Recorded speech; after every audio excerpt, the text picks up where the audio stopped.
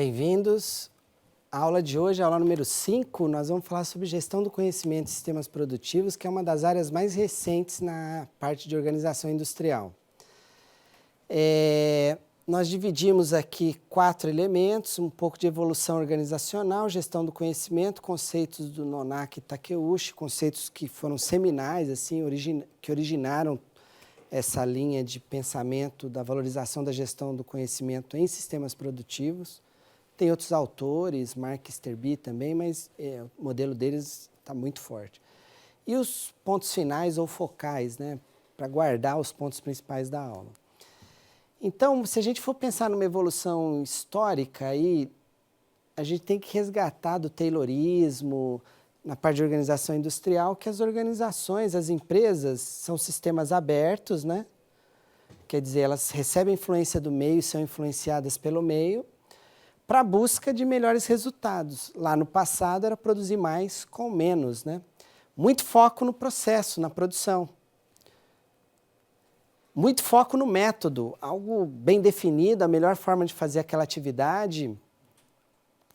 E as pessoas, enfim, eram empregadas, né?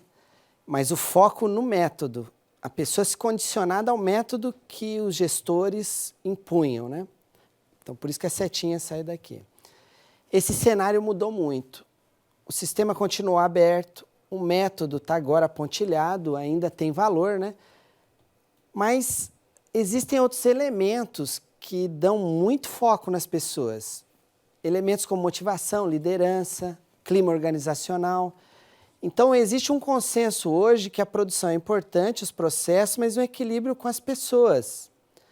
Para a busca de resultados que não são mais quantidade e custo, mas também entregar no prazo certo, você paga mais para ter uma qualidade melhor, produtos novos, como já foi falado aqui, na parte de mudanças, qualidade e a satisfação das pessoas, né? Então, esse é um novo modelo, um modelo que é a perspectiva sociotécnica da gestão da produção. E se você observar bem, ela tem um jeitão de um modelo que a gente já mostrou, que é o modelo de excelência de qualidade. Temos aqui as pessoas, os processos, resultado e temos aí informação e conhecimento. Informação e planejamento estratégico a gente já discutiu antes. Está aqui, ó. Vamos falar agora sobre gestão do conhecimento. Existem 2 tipos de conhecimento. Existem algumas literaturas que indicam outros, mas basicamente ele é o explícito, está registrado nos artigos, nos livros, nas instruções.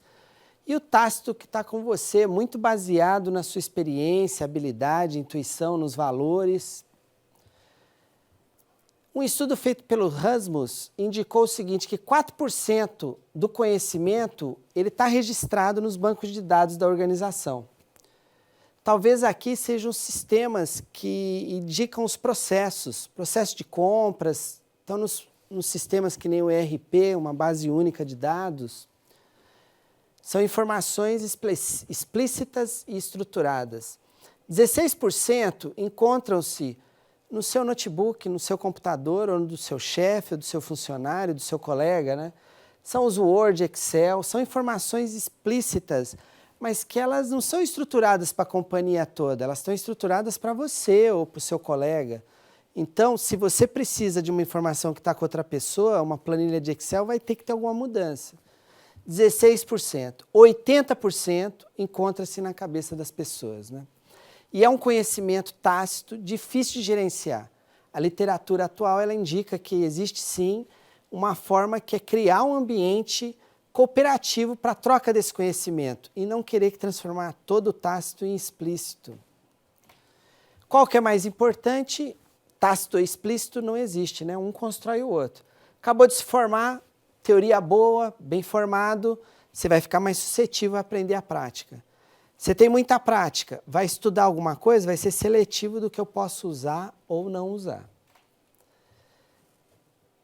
A evolução de tratamento até nas escolas era de bancos, gerenciamento de dados, gestão da informação, mais recentemente o conhecimento, porque ele está muito vinculado com a ideia, né?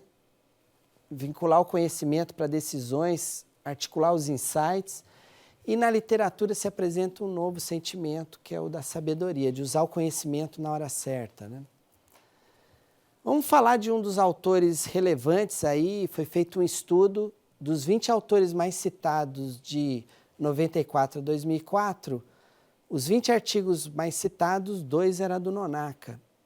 E os outros artigos também citavam os trabalhos dele, 2 como autor.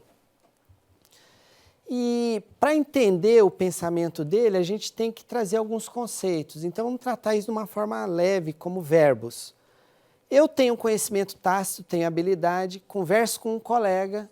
Então, de tácito para tácito, o verbo é conversar, dialogar, trocar ideias. É um verbal, né? Outro verbo, eu tenho uma habilidade, um conhecimento, eu registro isso, faço uma colinha, guardo num caderninho, coloco no meu computador, o verbo é escrever. O conhecimento está explícito, eu quero trazer ele para a minha realidade, trabalhar com ele. Nessa hora eu estou estudando, estou lendo, né? Se o volume é grande, peço socorro, né? E o ápice do processo de conversão do conhecimento é que tem muita coisa escrita e você faz síntese disso, você faz resumo. Então, resumir é o verbo de transformar de explícito para explícito. Vocês que têm suas monografias, vão fazer um artigo, vocês leem bastante, pegam fragmentos e criam sua própria identidade, né? Então, escrever é o verbo de conversão do conhecimento aqui. O Nonaka observou isso e criou um modelo. SESI, escrever, falar, estou socializando. Externalizar, estou escrevendo. Internalizar, estou estudando. E combinar é o resumo, né? Materiais diferentes. Esse é o modelo do Nonaka. Ele publica no artigo original dele, com Takeuchi, que ele desenvolveu isso olhando a produção de pães, onde o grupo Matsushita estava desenvolvendo uma máquina de fazer pão, e no caso foi para um hotel importante de Osaka. Ao ver como os engenheiros, ao observar os padeiros e conversar com eles, criaram especificações, que foi transformado numa máquina bem-sucedida, muito vendida, uma máquina de fazer pão. Anterior a isso, o pão saía escuro por cima, cru por dentro. Queimado por dentro, por fora branco. Então, esse diálogo, esse processo de conversão do conhecimento, ao ser observado, o Nonaka trouxe uma linha de conceitos. Outro conceito importante do Nonaka, vamos ilustrar por meio de um vídeo, mas ele reflete que esse processo de socialização, internalização, combinação, ocorre todo momento com você. Então, vamos ver o vídeo e aí a gente explica um pouquinho. Vamos lá?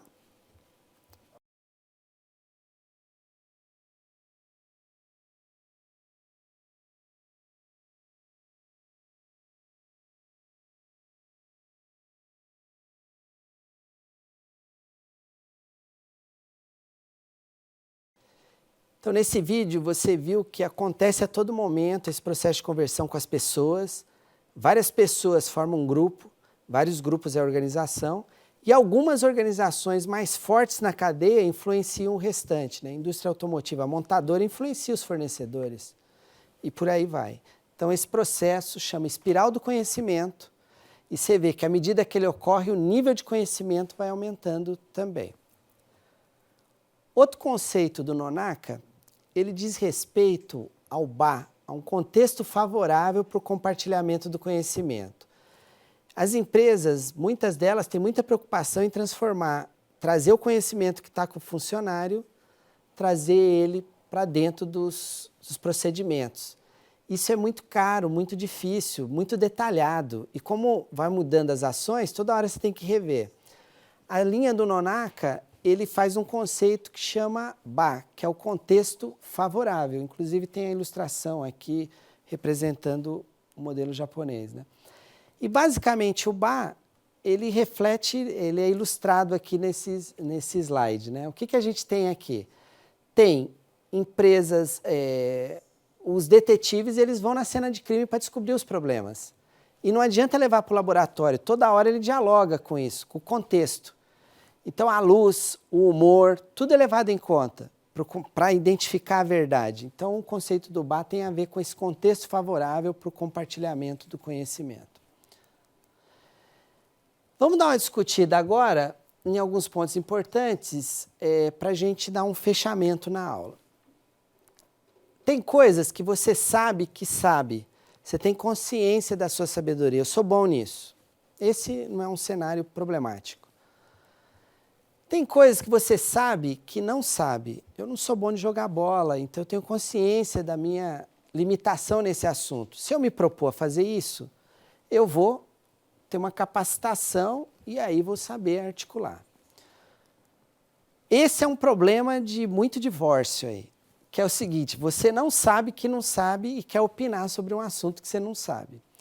Nessa hora, você não tem consciência da sua sabedoria. Gestão do conhecimento tem que prestar atenção nesses quadrantes. Quando você não tem consciência da sua sabedoria, você precisa de um esclarecimento para, ao estar consciente, buscar aí a capacitação que você precisa para saber do assunto. E o último quadrante, você não sabe que não sabe. Você não sabe que sabe. Muitas empresas se alertaram para isso. Ou seja, nossa, tem um funcionário ali, resolveu um problema. Eu não sabia que eu tinha esse tipo de conhecimento dentro. Aí não precisei contratar fora. Então, as empresas se deram conta que elas não têm consciência da sua sabedoria porque não estão tão próximos de recursos humanos, não tem um mapeamento da real capacidade dos seus funcionários. E a gestão do conhecimento, ela discute isso. Aí, esclarecido, você já sabe no que tratar. Nesses pontos finais, é importante o conceito de gestão do conhecimento. Ela é uma atuação formal deliberada, não é um acaso. Eu não conversei no corredor, no restaurante. São criadas situações para capturar, preservar, compartilhar, utilizar ou reutilizar os conhecimentos tácitos e explícitos. Tem pessoas, não tem como tirar as pessoas do processo, elas que detêm o conhecimento flexível. Quando? Durante a melhoria e a rotina, ou seja, se eu estou preocupado com coisas novas ou manter, as ações são as mesmas, isso economiza energia gerencial. Onde? Nos processos produtivos e tem que estar vinculado com resultados para as pessoas e para a organização. Então esse é um conceito que ele sobreviveu, resistiu, quando comparado ou combinado com vários outros conceitos aí. Tive uma colaboração do professor Tresniak, aí junto comigo, e o professor Edgar Dias Batista, para a definição desse conceito. Desculpa. Então, o conhecimento, ele traz complexidade também. Ele é dinâmico, construído socialmente, tem que interagir com as pessoas. Não há verdade simples, mas às vezes cada um tem uma opinião, então isso tem que ser levado em conta. Ele muda com o tempo. Você acha que uma coisa é certa hoje, você testa e muda de opinião depois, mas uma mudança sistemática. E tem significado diferente para pessoas diferentes, em lugares e tempos diferentes, né? O que você acreditava quando você era adolescente, pode ser que você não acredite agora na sua fase adulta, ou quando você era criança, né? Papai Noel, Páscoa, enfim. Segundo os pontos importantes, pouco se sabe sobre como o conhecimento, a gestão do conhecimento, os fatores de gestão do conhecimento influenciam no desempenho das empresas. Então, por isso está sendo tão pesquisado e é importante na agenda da organização industrial. Ele é incorporado no indivíduo e, por isso, ele é sensível ao contexto. Se eu ensino algo para uma pessoa e ao essa pessoa está fazendo a minha tarefa, eu sou demitido, isso não é criar um ambiente favorável para o compartilhamento do conhecimento. Eu vou ficar mais prudente em passar meu conhecimento no momento seguinte. Um ponto forte, guardado aqui da aula de hoje, que a principal forma de transferência, de compartilhamento do conhecimento é por meio das pessoas. Transferir dá uma ideia em algumas literaturas que eu passo e diminuo o meu ativo. E não é verdade. Quando você divide, multiplica. As perguntas que ele faz te fazem ter outras perspectivas.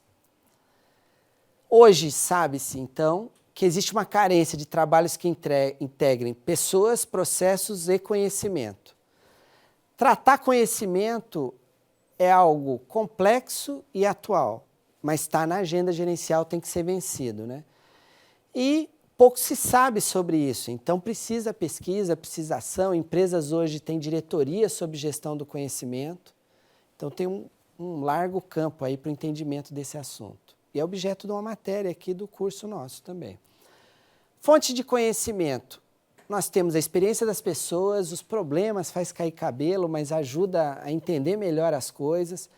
Pequenas melhorias, sugestões, fazer algo diferente, novos produtos, né, novas máquinas, novos processos. Plano de sugestão, muitas empresas elas abrem para os seus funcionários sugerirem melhorias de processo e valorizam, reconhecem isso.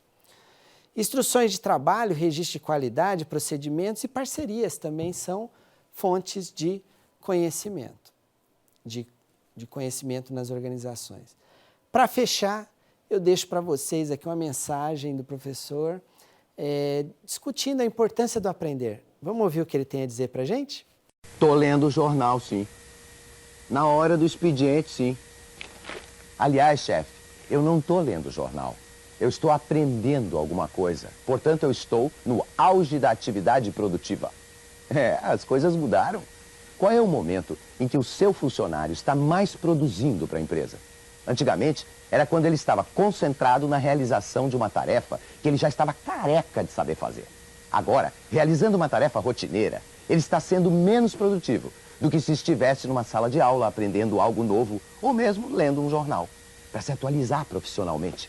Numa economia onde as margens de resultados são frutos do conhecimento, da inovação e das melhorias que são agregadas aos produtos e aos serviços, a aprendizagem é o processo mais importante, vital para o crescimento e a competitividade. Empresa que gosta de aprender, aprende muito e aprende rápido, tem mais chances hoje em dia.